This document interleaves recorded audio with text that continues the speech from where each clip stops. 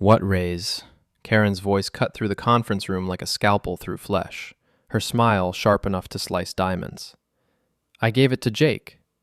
The words hit me like a freight train loaded with broken dreams and shattered expectations. I sat there in that sterile glass box they called a meeting room, staring at my wife of 12 years, watching her deliver the news that would change everything. The fluorescent lights hummed overhead, casting that sickly corporate glow that made everyone look like they were dying of some exotic disease.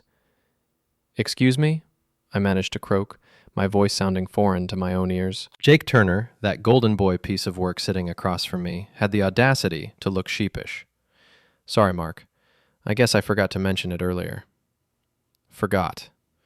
Right. Like you forget to mention you've been sleeping with someone's wife, or that you've been systematically undermining their career for months. The kind of forgetting that requires careful planning and execution. Tina from HR cleared her throat, shuffling through her papers with the enthusiasm of someone reading a grocery list. "Mark, you weren't actually considered for the promotion. Your performance reviews indicated some concerns about your team leadership capabilities."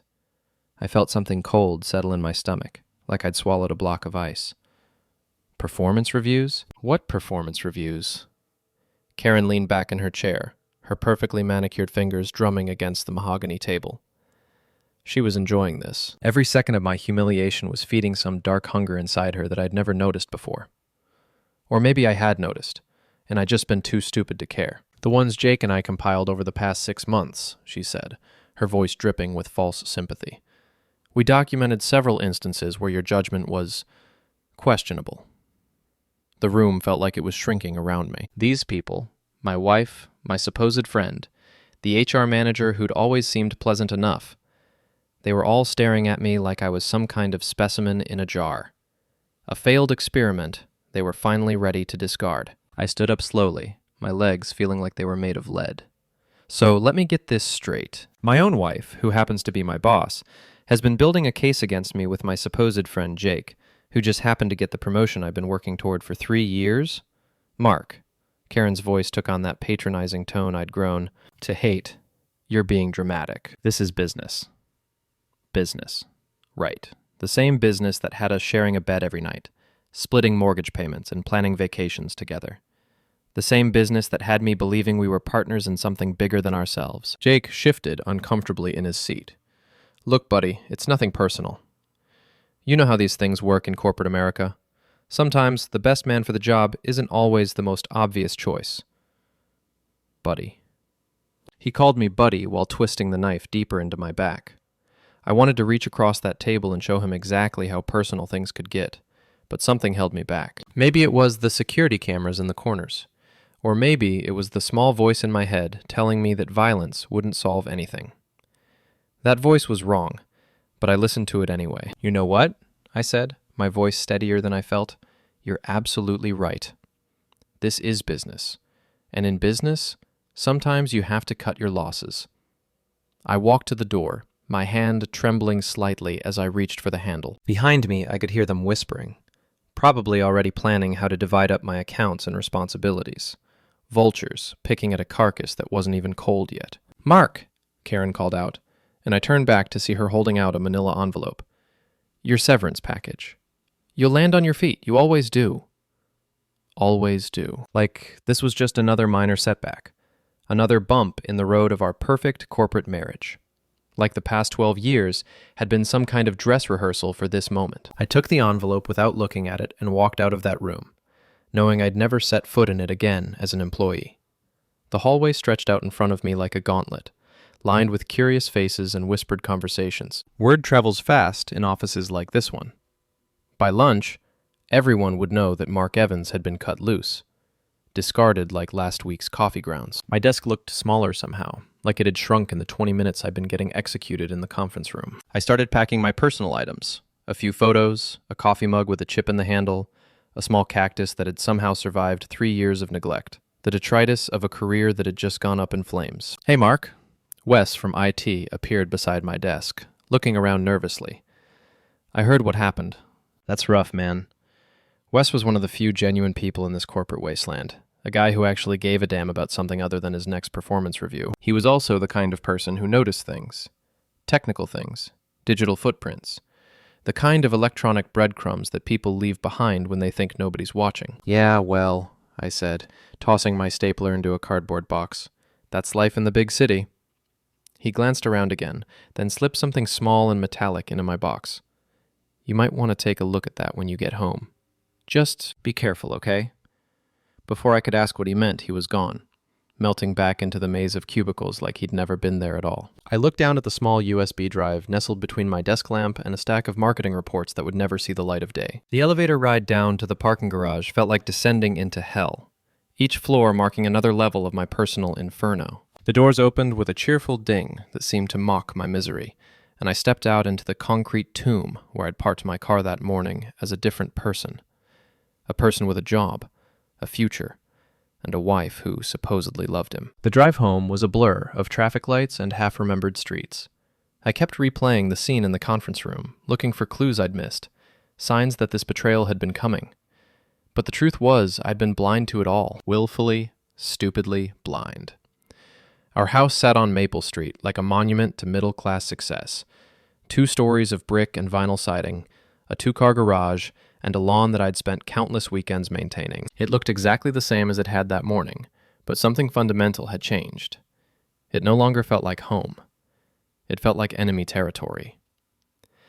I sat in my car for a long moment, staring at the windows of what used to be my sanctuary. Karen's car wasn't in the driveway, which meant she was probably still at the office, celebrating her victory with Jake and whoever else had been in on this elaborate assassination of my career. The house felt hollow when I walked in, like all the warmth had been sucked out of it.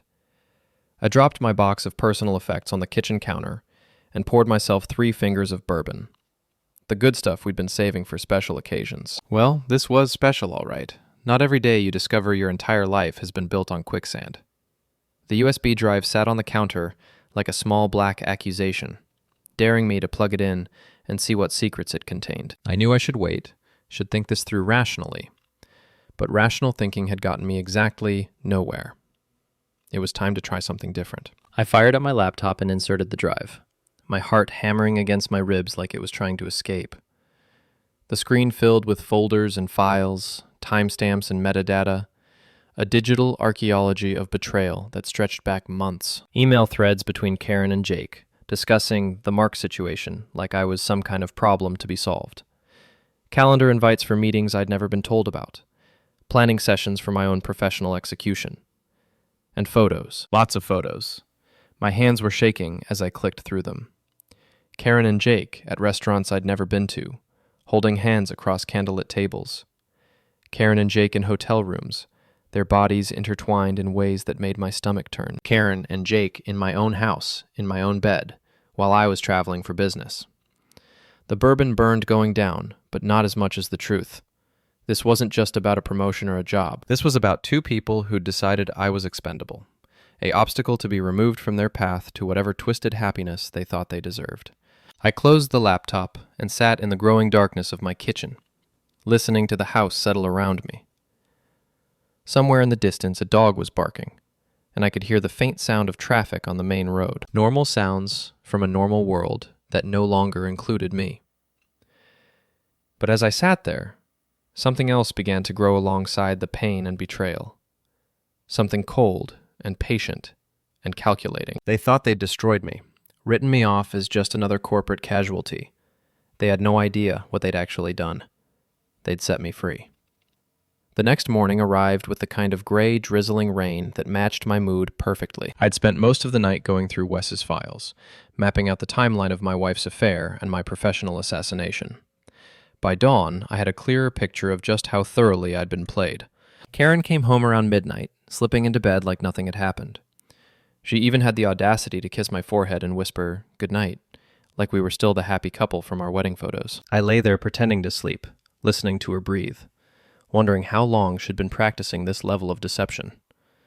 She left early for work, claiming she had an important client meeting. Through the bedroom window, I watched her BMW disappear down Maple Street, probably heading straight to Jake's apartment for a victory celebration. The thought made my stomach churn, but I pushed the nausea aside. I had work to do. The first stop was Murphy's Pub, a dive bar 3 blocks from our office building where half the company went to drink away their corporate sorrows. Darla, the bartender, had been serving drinks and collecting secrets for 20 years. She knew where all the bodies were buried. "Well, well," she said, as I slid onto a bar stool. "If it isn't the walking wounded. Heard you got the axe yesterday. News travels fast. Honey, in this town, gossip moves faster than bad checks." She poured me a beer without being asked. "What I want to know is how you didn't see it coming. That wife of yours has been playing house with pretty boy Jake for months." I took a long pull of beer, letting the bitter taste wash away some of the morning's bile. "You knew?" "Sweetheart, I know when the mayor's having an affair, when the police chief's skimming from evidence, and when corporate wives are stepping out on their husbands. It's called paying attention." She leaned across the bar, her voice dropping to a conspiratorial whisper. "Jake's been coming around here bragging about his promotion since last month. Said he had it locked up thanks to his special relationship with management." Made my skin crawl, the way he talked about it. "What else did he say?" "That you were too stupid to see what was happening right under your nose. That Karen was tired of carrying dead weight." Her expression softened slightly. "I'm sorry, Mark. I thought about saying something, but it wasn't your business." I finished my beer and stood up. "Don't worry about it, Darla. Sometimes people need to learn lessons the hard way." "What kind of lessons?" I left a 10 on the bar and headed for the door. The kind that stick. My next stop was Best Buy, where I purchased a few items that would have made Wes proud. A wireless camera system, a voice recorder, and a GPS tracker small enough to hide in a wheel well. All perfectly legal, all available to any concerned citizen who wanted to keep an eye on their property. Back home, I installed the cameras in strategic locations around the house: the living room, the bedroom, the kitchen. If Karen and Jake wanted to use my home as their personal love nest, they were going to provide me with all the evidence I needed for the divorce proceedings. The GPS tracker went under Jake's car during my lunch break. He was still at the office, probably in Karen's corner suite, planning their next move. The parking garage was empty, except for a few stragglers, and it took me less than 30 seconds to attach the magnetic device to his undercarriage. That afternoon, I set up a meeting with Brian Walsh, my former colleague who jumped ship to our biggest competitor 6 months ago. We met at a coffee shop downtown, far enough from corporate headquarters to avoid unwanted attention. "Mark, good to see you, man," Brian said, sliding into the booth across from me. "Though I heard you've had better days." "You could say that. I'm looking for a fresh start, and I was hoping you might have something available." Brian stirred his coffee thoughtfully. "Depends. What kind of fresh start are we talking about?" "The kind where I take everything I know about Karen's client list, her strategies, her weaknesses, and use it to destroy her market share." A slow smile spread across Brian's face. "Now that sounds like the kind of fresh start we can work with. When can you begin?" "Tomorrow." We shook hands, and I felt the first spark of something I hadn't experienced in months. Hope. Not the naive hope of a trusting husband, but the cold, calculating hope of a man with nothing left to lose and everything to gain. That evening, Karen came home with Chinese takeout and a bottle of wine, playing the role of the supportive wife. She asked about my day, whether I'd started looking for new opportunities, if there was anything she could do to help. The performance was flawless, and if I hadn't seen the photos on Wes's USB drive, I might have actually believed her. "I've been thinking," she said over lo mein and lies. "Maybe this is a blessing in disguise. You've been stuck in that position for years. This could be your chance to find something better." "You're probably right," I agreed, refilling her wine glass. "In fact, I've already got a few leads." "Really? That's wonderful. Where?" I smiled, the expression feeling foreign on my face. "It's too early to say. Don't want to jinx it." She nodded and changed the subject to weekend plans, vacation ideas, all the mundane details of a marriage that was already dead. I played along, responding at appropriate intervals while my mind worked on more important matters. After dinner, I excused myself to the basement, claiming I needed to organize some old files. What I actually did was review the footage from my newly installed cameras. The system worked perfectly, streaming directly to my phone with crystal clear video and audio. Around 10 o'clock, Karen announced she was going to bed early. She had another important meeting in the morning, she said. More lies wrapped in the comfortable routine of domestic life. I waited until I heard her breathing even out, then slipped out of the house through the back door. Jake's apartment was a sterile monument to bachelor success. all chrome and leather and floor-to-ceiling windows that showed off his view of the city skyline. The GPS tracker told me he was home, probably planning his next move in the chess game where I'd been the unwitting pawn. I parked across the street and settled in to wait. At 11:47 p.m., my patience was rewarded. Karen's BMW pulled into the visitor parking area, and I watched my wife of 12 years hurry across the courtyard to her lover's building. The telephoto lens I'd borrowed from my brother captured every detail. Karen's face lit up with genuine happiness as Jake opened his door, an expression I hadn't seen directed at me in months. Their embrace, their kiss, the way they looked at each other like teenagers in love. It was almost beautiful, in a sick, twisted way. I took photos until they disappeared inside, then drove home to my empty bed and my dying marriage. But I wasn't the same broken man who'd been ambushed in that conference room. I was evolving, adapting, becoming something new and dangerous. They thought they'd destroyed Mark Evans, the corporate drone, the trusting husband, the reliable fool. They were right. That man was gone forever. What they didn't realize was what they'd created to replace him. Brian's company occupied 3 floors of a gleaming downtown high-rise, the kind of place that screamed success and ambition. My new office had a view of the harbor and came with a title that made my old position look like an internship: Senior Strategic Consultant. The salary was 30% higher than what Karen had been paying me to be her corporate punching bag. "Your first assignment," Brian said, sliding a thick folder across his desk, "is to identify vulnerabilities in our competitors' client relationships. Start with the companies you know best." I opened the folder to find detailed profiles of Karen's biggest accounts, including 3 Fortune 500 companies that represented nearly 40% of her division's revenue. Companies I'd helped land, nurture, and maintain for years while she took credit for my work. "This might create some conflicts of interest," I said, though we both knew I was just going through the motions of professional ethics. "Only if you let personal feelings interfere with business decisions," Brian replied with a knowing smile.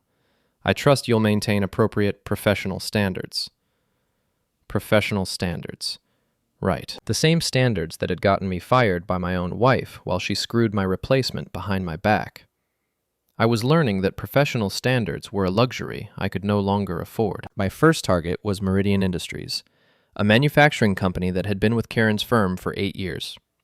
I knew their CEO, Patricia Hendricks, from dozens of strategy meetings and company events. More importantly, I knew she valued loyalty and personal relationships above everything else. The call took less than 10 minutes. "Mark, I heard what happened. That's absolutely terrible." Patricia's voice carried genuine concern. "Karen said you decided to pursue other opportunities, but between you and me, it seemed very sudden." "Patricia, I appreciate your concern. The truth is, I wasn't given much choice in the matter, but I'm calling because I wanted to make sure the transition doesn't affect our working relationship. I know how much you value consistency." "Well, of course. You've been our primary contact for years." "Jake seems nice enough, but he doesn't have your experience or your understanding of our needs." I let that hang in the air for a moment before delivering the hook. "I'm actually in a position to provide those same services through a new firm. Same quality, same attention to detail, but with more competitive pricing and more personalized service." By the end of the week, Meridian Industries had terminated their contract with Karen's company and signed with Brian's firm. The account was worth $1.2 million annually, and Patricia made sure to mention in her termination letter that she was following me specifically. 2 more clients followed within the month. Each defection was carefully orchestrated, professional, and completely legal. I was simply offering better service to companies that already trusted me. The fact that it was slowly strangling Karen's division was just a pleasant side effect. The GPS tracker on Jake's car provided a steady stream of intelligence about their movements.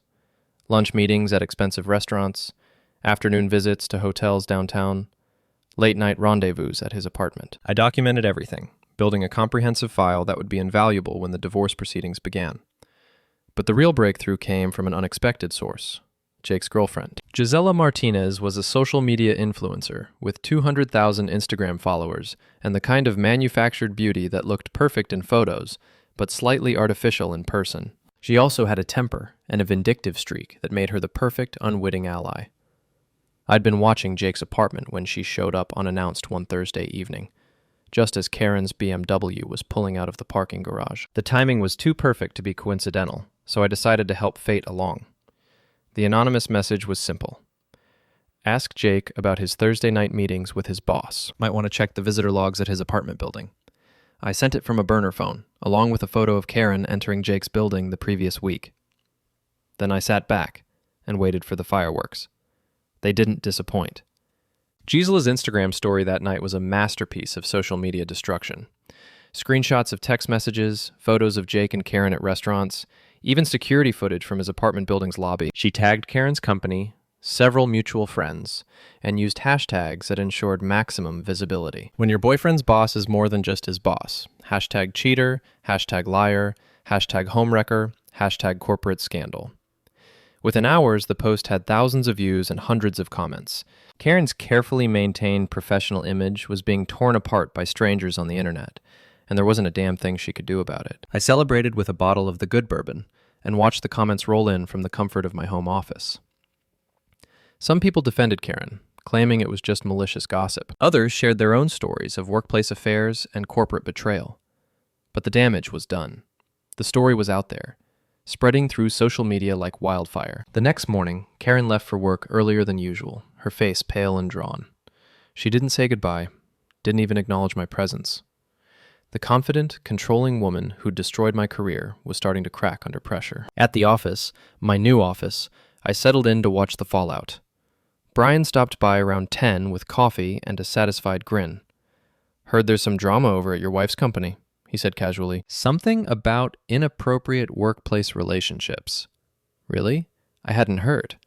Apparently, there's some question about whether personal relationships might have influenced recent personnel decisions, the kind of thing that makes boards of directors very nervous. I nodded, thoughtfully, as if this was all news to me. That does sound problematic. Companies have to be careful about that sort of thing. Very careful. Especially when there's evidence. That afternoon, I received a text from an unknown number. "We need to talk. Jake." I deleted it without responding. Jake Turner no longer got to decide when we talked or what we discussed. Those days were over. But Karen tried a different approach. She came home that evening with flowers and my favorite takeout, her smile brittle but determined. "I thought we could have a nice dinner together," she said, arranging the flowers in a vase with shaking hands. "It feels like we haven't really talked in weeks." "That's thoughtful of you." "Mark, I know things have been difficult since your job situation changed. I want you to know that I'm here for you. We're a team, remember? A team." The same team where she'd been planning my professional execution while fucking my replacement. I nodded and made appropriate noises about appreciation and partnership while mentally reviewing the divorce papers my lawyer was preparing. "There's been some unpleasantness at work," she continued, her voice carefully casual. "Some malicious rumors being spread on social media. You haven't heard anything, have you?" "What kind of rumors?" "Just gossip. You know how people talk." I did know how people talked. I was counting on it. That night, after Karen fell asleep, I reviewed the latest footage from my hidden cameras. She'd made several phone calls from the kitchen, speaking in hushed tones about damage control and legal options. She was scared, and scared people make mistakes.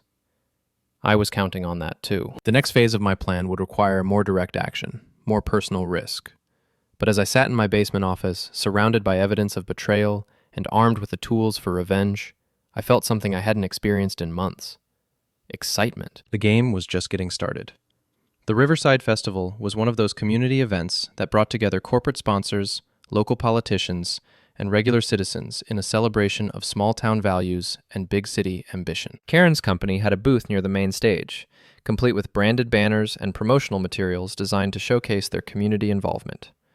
It was the perfect venue for what I had planned. I arrived early, dressed in khakis and a polo shirt that made me look like any other suburban dad enjoying a Saturday afternoon with his family. The irony wasn't lost on me.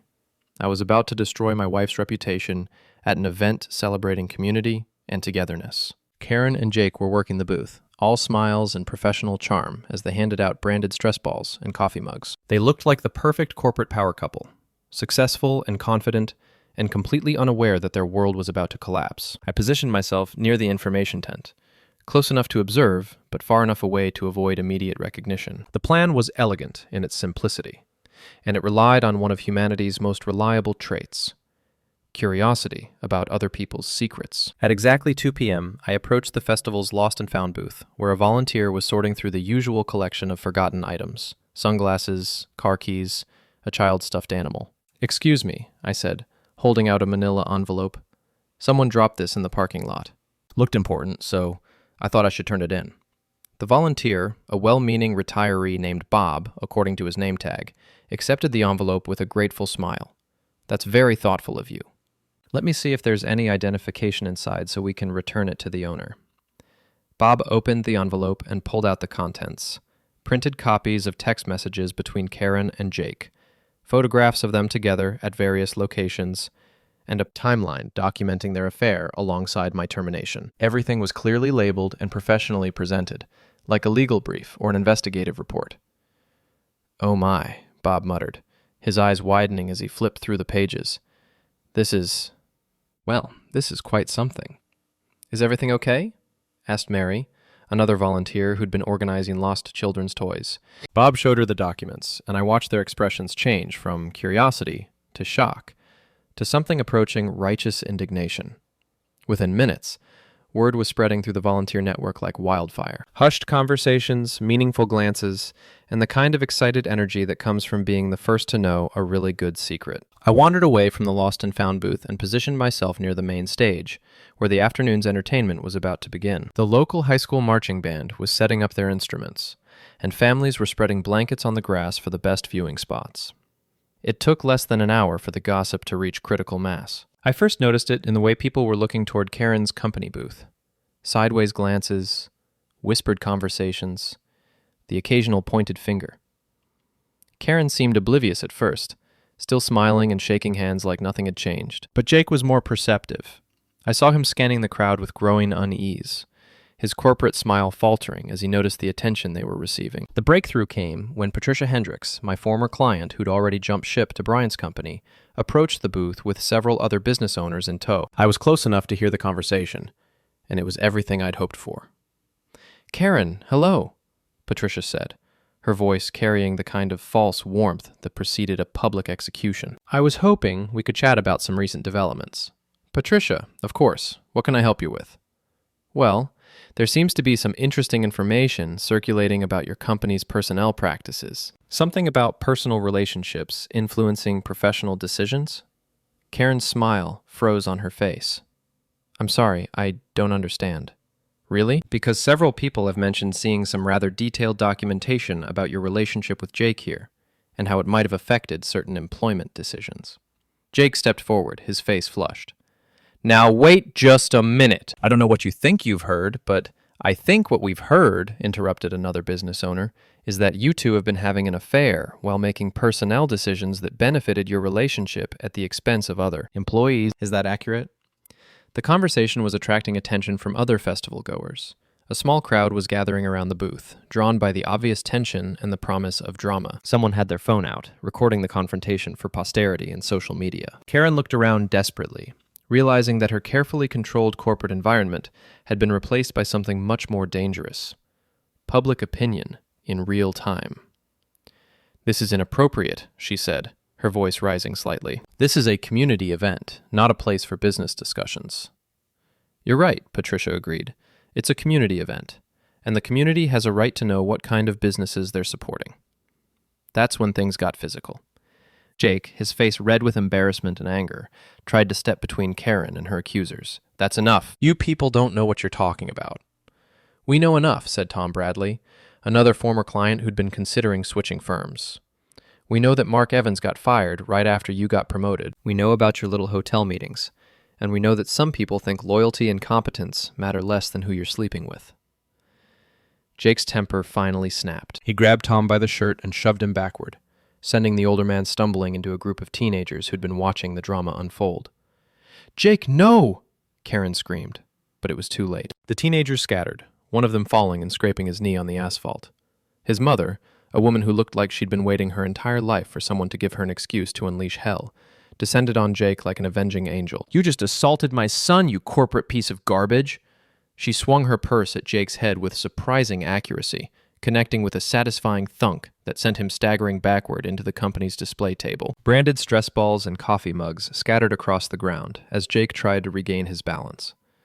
The crowd was growing larger, drawn by the commotion and the promise of a good old-fashioned public meltdown. Someone was live streaming on Facebook, providing real-time commentary for viewers who couldn't be there in person. "This is Jake Turner and Karen Evans from Morrison Marketing," the narrator was saying. "And they're having some kind of breakdown at the Riverside Festival. Apparently there's been some kind of sex scandal."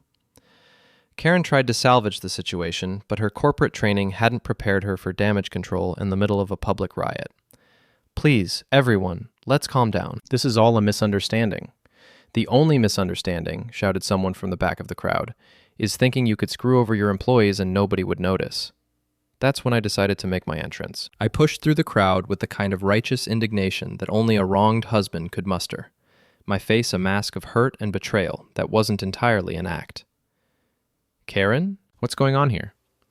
She turned toward me with an expression of pure terror, realizing that her professional and professional disasters were about to collide in the most public way possible.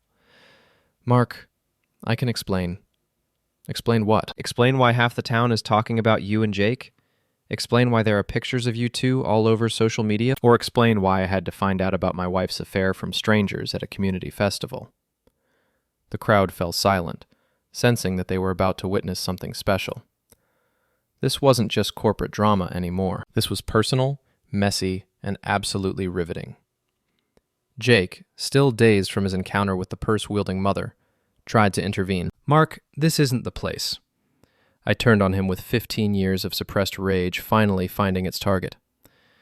"You don't get to tell me what the place is, Jake. You lost that right when you decided to screw my wife and steal my job." I grabbed him by his perfectly pressed collar and slammed him against what remained of the company's display booth. Marketing materials scattered in the wind as Jake's expensive suit jacket tore at the shoulder. "You want to know what the place is?" I hissed, my face inches from his.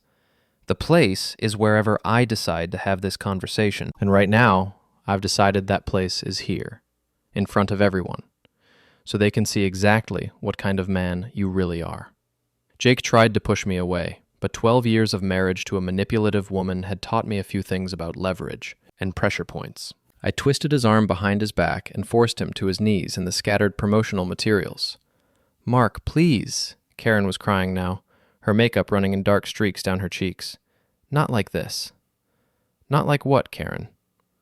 "Not in public? Not where people can see? You mean the way you conducted your affair? The way you fired me? The way you humiliated me in front of my colleagues?" The crowd was eating it up, phones recording from every angle, capturing the complete destruction of 2 corporate careers in real time. This would be on YouTube within hours, shared and reshared until it became a cautionary tale about karma and consequences. I released Jake and stepped back, breathing heavily. He scrambled to his feet, his suit ruined and his dignity in tatters. "You're insane," he gasped. "I'm calling the police." "Go ahead," I said, my voice carrying across the silent crowd. "Call them. I'm sure they'd love to hear all about how you've been conducting business." Jake looked around at the hostile faces surrounding him, at the phones recording his humiliation, at the wreckage of what had been a successful corporate image just an hour earlier. Then he turned and ran, pushing through the crowd like a man fleeing a burning building. Karen stood alone in the ruins of her professional life, surrounded by scattered marketing materials and the judgment of her community. She looked at me with something that might have been pleading, but I was done being moved by her tears. "Enjoy the festival," I told her, then turned and walked away through the parting crowd. Behind me, I could hear the excited chatter of people who'd just witnessed something they'd be talking about for years. The complete and total destruction of 2 people who'd thought they were untouchable. The best part was, I was just getting started. The emergency board meeting was scheduled for Monday morning at 9 a.m. sharp. I knew this because Wes had maintained access to the company's internal systems, despite my termination, and he'd been feeding me information about the fallout from the festival incident. "They're in full crisis mode," he told me over coffee at a diner halfway across town. "Karen's been fielding calls from clients all weekend. 3 more accounts are threatening to pull out, and the board is demanding answers. What about Jake? Haven't seen him since Friday. Word is, he's been suspended, pending an internal investigation." Wes stirred his coffee nervously. "Mark, I have to ask, did you plan all this?" I smiled and took a bite of my scrambled eggs. Plan what? I was just an innocent bystander at a community event. Right, and I'm the Pope. He leaned forward, lowering his voice. There's something else you should know. Tina from HR has been asking questions about you, specifically about your access to company systems and client information. That got my attention. Tina Walsh had been with the company for 8 years, working her way up from assistant to HR manager through a combination of competence and strategic ass-kissing. She was also one of Karen's closest allies and had been instrumental in building the case against me. What kind of questions? The kind that suggest she thinks you might have had help from someone on the inside. Wes's expression was grim. She's been reviewing access logs, checking to see who might have copied files or accessed sensitive information. I felt a cold knot form in my stomach. If Tina could prove that Wes had helped me, it would destroy him professionally and potentially land him in legal trouble. I couldn't let that happen. Wes, I need you to listen to me very carefully. Whatever happens, whatever anyone asks you, you don't know anything about any files or information. You gave me a USB drive with some personal photos on it, nothing more. Can you do that? He nodded, but I could see the fear in his eyes. What are you going to do? I'm going to make sure Tina has bigger problems to worry about. That afternoon, I made a call to Gisela Martinez. Jake's ex-girlfriend had been surprisingly cooperative since their very public breakup, and she'd been feeding me information about his activities and state of mind. More importantly, she had access to his apartment and his personal belongings. I need a favor, I told her. Something that might help both of us. What kind of favor? The kind that makes sure Jake gets exactly what he deserves. We met at a coffee shop downtown, far from the corporate district where we might be recognized. Gisela looked like she'd been crying, her usually perfect makeup slightly smudged and her designer clothes wrinkled. He won't even return my calls, she said, stirring her latte absently. After everything I did for him, all the networking events and client dinners, and he just cuts me off like I never existed. I'm sorry, Gisela. You deserved better. We both did. She looked up at me with red-rimmed eyes. What do you need? I slid a small device across the table, another purchase from Best Buy that would have made Wes proud. I need you to plug this into Jake's computer. It's a keystroke logger. It'll record everything he types. Passwords, emails, documents. Isn't that illegal? Only if you get caught. And only if someone cares enough to prosecute. I leaned forward, my voice gentle but insistent. Jake destroyed both our lives, Gisela. He used you for your connections and he used me as a stepping stone. Don't you think it's time he faced some consequences? She stared at the device for a long moment, then slipped it into her purse. What happens after I do this? Justice happens. That evening, I received a call from an unknown number. The voice was familiar but strained, like someone trying to sound confident while their world collapsed around them. Mark? It's Karen. We need to talk. I don't think we do. Please, just give me 5 minutes.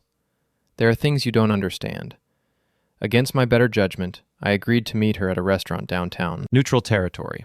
Public enough to prevent a scene, private enough for the kind of conversation that ends marriages. She was waiting in a corner booth when I arrived, looking older than her 39 years. The confident executive who'd fired me 2 weeks earlier had been replaced by a woman who looked like she hadn't slept in days. Thank you for coming, she said, as I sat down across from her. You said 5 minutes. Mark, I know how this looks. I know what you must think of me. But there are things about this situation that you don't understand. Enlighten me. She took a shaky breath, her hands trembling as she reached for her wine glass. Jake and I... It wasn't supposed to happen this way. It started as just a working relationship, but then you decided to fuck him and destroy my career in the process. It wasn't like that. Her voice rose, then dropped as she remembered where we were. The decision to let you go came from above me. The board wanted to restructure the department, eliminate redundancies. I tried to protect you, but Jake was better in bed than I was at my job. She flinched like I'd slapped her. That's not fair. Fair? I laughed, the sound bitter and harsh. You want to talk about fair? Let's talk about 12 years of marriage. Let's talk about me working 60-hour weeks to build your company while you were planning my professional execution. Let's talk about coming home every night to a woman who was lying to my face while she fucked my replacement. I never meant for it to go this far, she whispered. I thought I thought maybe we could work something out. A quiet divorce, a fair settlement. You could keep the house, I'd take care of the finances. And in return? In return, you stopped trying to destroy my life. I stared at her across the table, this woman I'd loved for over a decade, and felt absolutely nothing. No anger, no sadness, no regret. Just a cold, empty space where my feelings used to be. Karen, I want you to listen very carefully to what I'm about to tell you. Your life was destroyed the moment you decided I was expendable. Everything that's happened since then has just been the natural consequences of your choices. Mark, please, I'm not done. I leaned forward, my voice deadly quiet. You see, I've learned some interesting things over the past few weeks. Things about your company's finances, about certain irregularities in client billing, about expense reports that don't quite add up. Her face went white. What are you talking about? I'm talking about the Meridian account, where you billed for services that were never provided. I'm talking about the Henderson project, where you inflated costs by 30% and pocketed the difference. I'm talking about a pattern of financial irregularities that goes back 2 years. That's not possible. You don't have access to those records.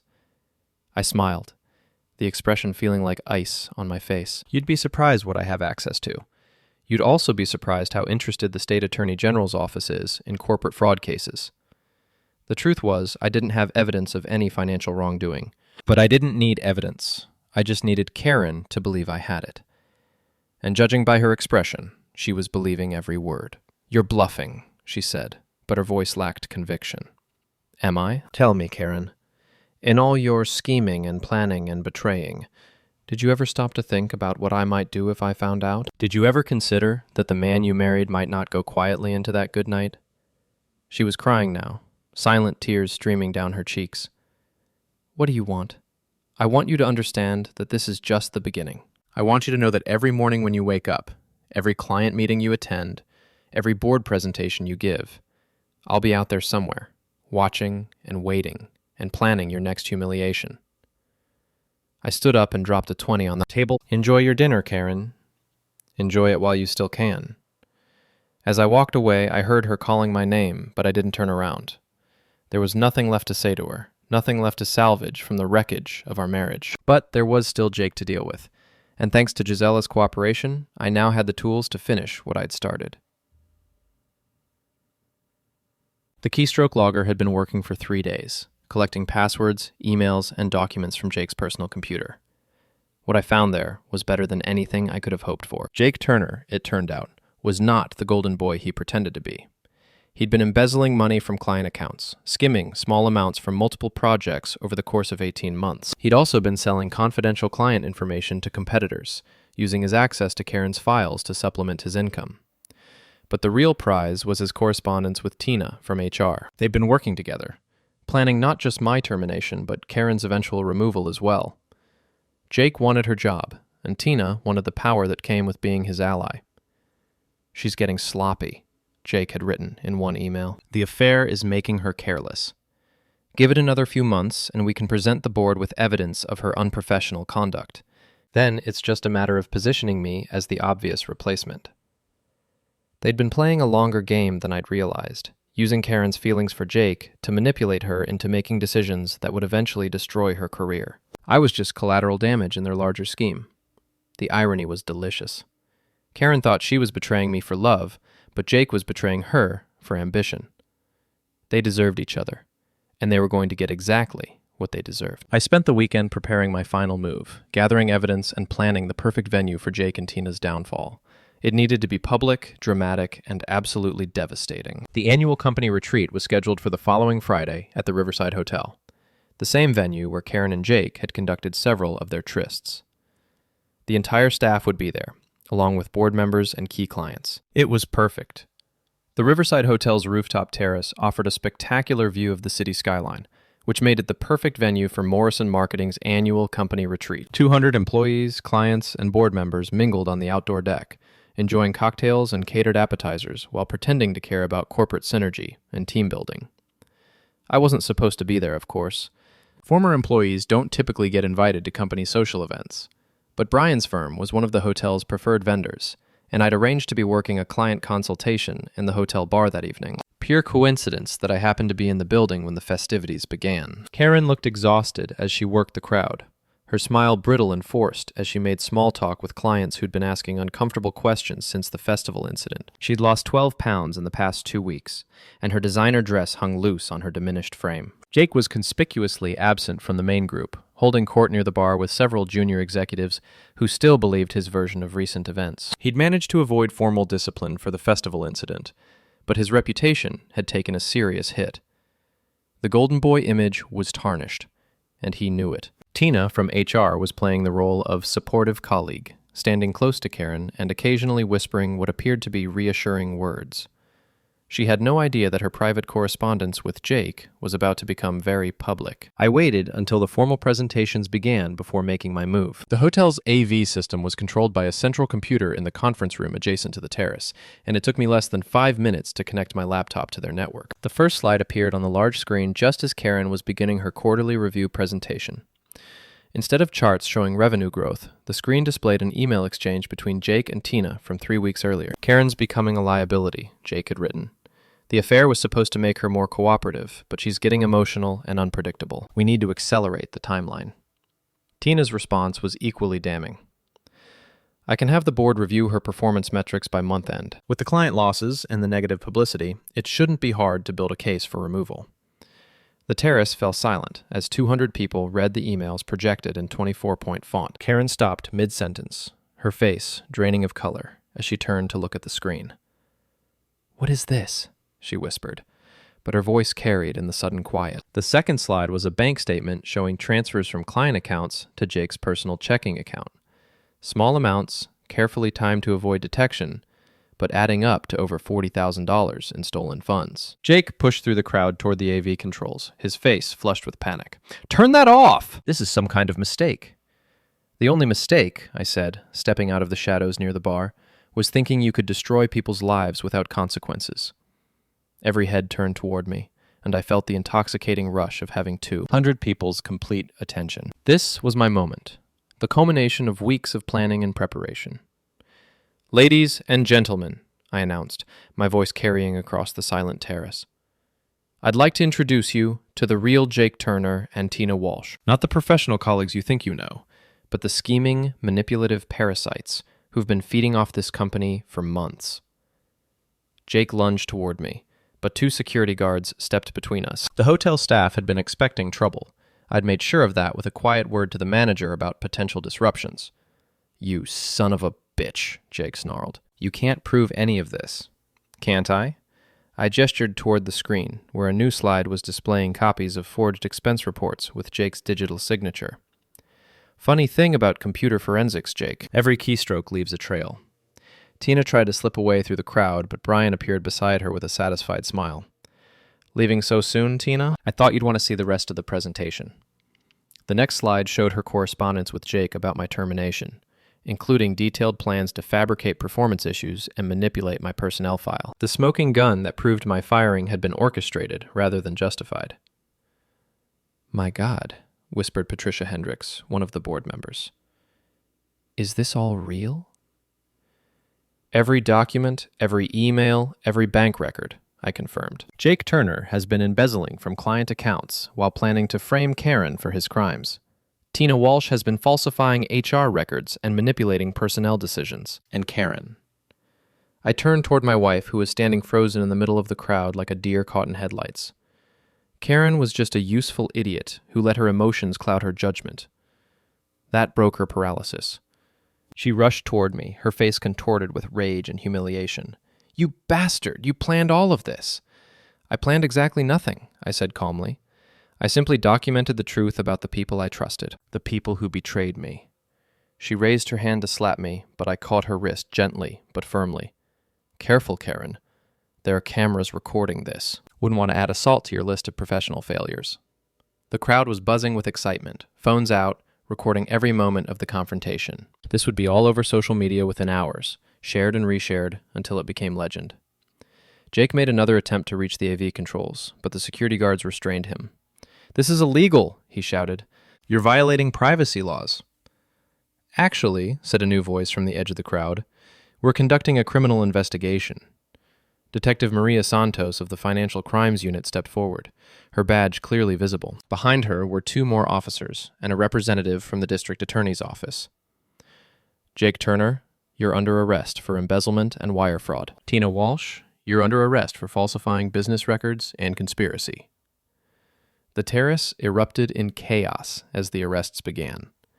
Jake struggled against the handcuffs, screaming about frame jobs and illegal evidence. Tina went quietly, her face pale but resigned. Karen stood in the middle of it all, watching her professional life collapse in real time. She wasn't being arrested. I'd made sure the evidence showed she was a victim of manipulation rather than a willing participant in the fraud. But her career was over, her reputation destroyed, her marriage finished. "How long have you been planning this?" she asked me as the crowd began to disperse. "Since the moment you decided I was expendable," I replied. "Since the moment you chose Jake Turner over 12 years of marriage." "I loved him," she whispered. "No, you didn't. You loved the idea of him, the excitement, the rebellion, the feeling of being desired by someone new, but you never knew who he really was." She looked around at the scattered crowd, the police cars in the hotel parking lot, the wreckage of everything she'd worked to build. "What happens now?" "Now you learn to live with the consequences of your choices, just like I had to." I walked away from her then, leaving her standing alone on the rooftop terrace, with the city lights glittering below. Security was clearing the area, police were processing the crime scene, and the hotel staff was trying to restore some semblance of order. But I was done with all of it. Done with Karen, done with Jake, done with the corporate world that had chewed me up and spit me out. I had a new job, a new life, and a future that didn't include any of these people. As I rode the elevator down to the lobby, I reflected on the events of the past month. I'd lost a wife, a job, and most of my friends. But I'd gained something more valuable. The knowledge that I was capable of fighting back, of refusing to be a victim, of taking control of my own destiny. Jake Turner would spend the next 5 to 10 years in federal prison, his golden boy image replaced by an orange jumpsuit and a criminal record. Tina Walsh would lose her professional certification and face civil lawsuits from the company and its clients. And Karen would have to rebuild her life from scratch, knowing that her choices had destroyed not just our marriage, but her entire career. It was perfect justice, delivered with surgical precision and maximum impact. The hotel lobby was quiet as I walked toward the exit, my footsteps echoing on the marble floor. Outside, I could see police cars with flashing lights and news vans arriving to cover the story. By tomorrow morning, the Morrison marketing scandal would be front-page news in the business section. I smiled as I pushed through the revolving door into the cool night air. Somewhere behind me, Karen was probably still standing on that rooftop, watching her world burn. But I wasn't looking back anymore. I was finally free, finally free, finally free, finally free, finally free, finally free, finally free, finally free, finally free.